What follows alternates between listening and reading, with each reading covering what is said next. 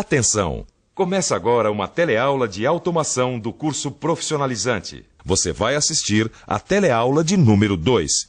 Bons estudos!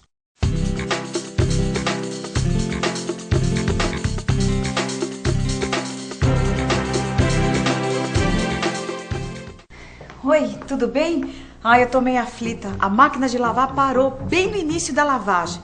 O fato é que a gente se acostuma bem quando pode ter uma máquina dessas. E quando ocorre uma falha? E aí? Negativo, o painel da máquina não tá mostrando qual é o diagnóstico. E agora? Tá brincando? A gente vai ter que chamar a assistência técnica. Bom, aparentemente, o problema parece ser o motor. O motor é um atuador, não é, pai? Atuador? Que é isso? Tudo que é automático tem um sensor, um atuador e um... Como chama mesmo? Controlador. Controlador. Pronto, não sei se deu para perceber, mas a teleaula de hoje está começando. Na teleaula passada, você acompanhou uma introdução ao universo da automação, seus conceitos e o seu impacto na sociedade. Na teleaula de hoje, você vai conhecer os principais elementos que estruturam a automação, os atuadores, os sensores e os controladores. E vai constatar que o fundamental num sistema de automação é a integração de todos estes elementos. Hoje é o dia de responder a pergunta: automação, como se faz? Hoje em dia, os sistemas de automação utilizados nas indústrias e em diversos tipos de serviços são muito complexos.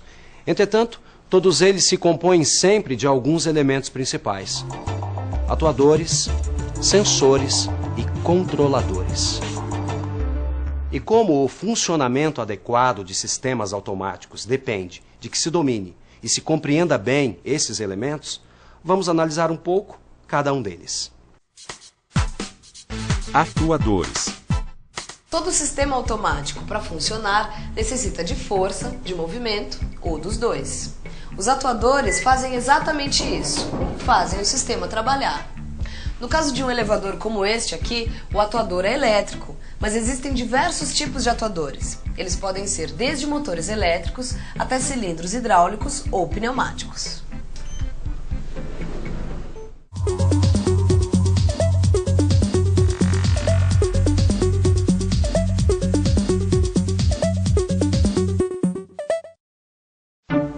Oi, tudo bem? Hoje eu tô aqui nesse consultório de dentista. É que eu tô fazendo um tratamento e quero aproveitar a ocasião para mostrar como nós estamos cercados pela automação por todos os lados. A cadeira que a gente senta no consultório de dentista, por exemplo, ela precisa de um atuador para que possa ser ajeitada na melhor posição. Nesse caso, é um atuador elétrico. Mas não é apenas a cadeira. A broca também possui um motor pneumático, que é um atuador. O famoso motorzinho. Viu como estamos cercados pela automação por todos os lados? Pronto, agora é só esperar assistência técnica. Mas agora eu fiquei interessada. Como se faz a automação, afinal? Quer dizer que o motor da máquina de lavar é esse atuador que vocês estão falando? Exatamente. No caso, é um motor elétrico. Mas existem outros tipos de atuadores que não são elétricos, né, pai? Isso mesmo. Existem atuadores pneumáticos, quer dizer, funcionam com ar comprimido. Essa bomba de ar aqui, por exemplo, ela é um atuador? Não. Os cilindros pneumáticos usados nas indústrias funcionam com ar entrando e gerando movimento e força. Essa sua bomba, que na verdade se chama compressor, ela gera ar comprimido que é usado no sistema pneumático. A utilização do ar como forma de transmissão de energia há muito tempo é usada pelos seres humanos. Os cilindros são elementos que exercem força e movimentos lineares por meio da pressão e vazão aplicadas no êmbolo. Para controlar a força, velocidade e direção de qualquer atuador, é necessário um sistema de válvulas pneumáticas. Além dos atuadores pneumáticos e elétricos, existem também os hidráulicos, como por exemplo os macacos hidráulicos. Mas agora vamos voltar a nossa atenção sobre outro elemento importante no sistema de automação. São os sensores. Bem, além dos atuadores que fazem o sistema trabalhar, existem também os sensores, que são importantes porque eles detectam como se fossem capazes de sentir uma propriedade particular do processo a ser controlado. Por exemplo, no caso deste elevador, este sensor aqui não permite que a porta se feche sobre o corpo de uma pessoa e existe ainda um outro sensor que não permite que o elevador trabalhe com sobrecarga.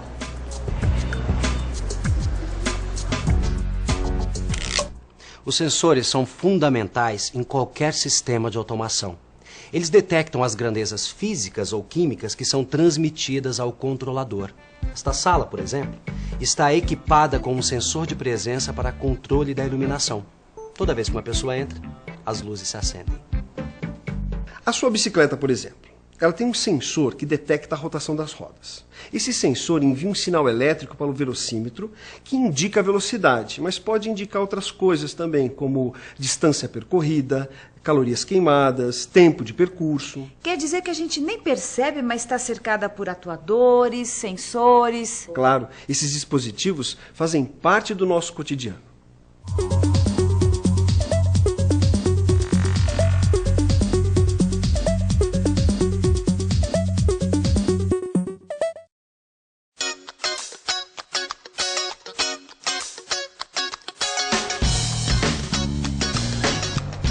Oi, de novo.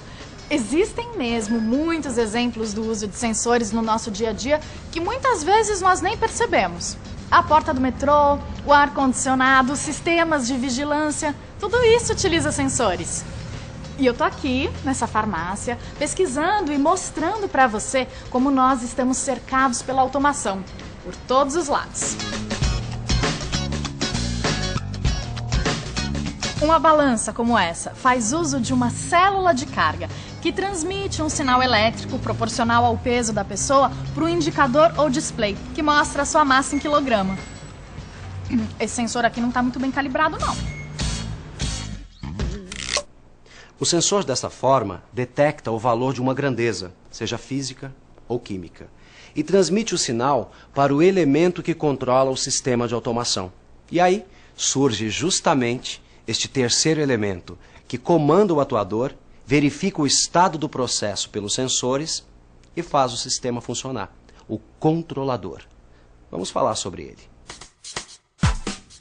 Controladores. Se eu entendi, é o controlador que dá as ordens. Esse é um modo de falar, mas pode-se dizer que o controlador tem a função do cérebro nesse esquema.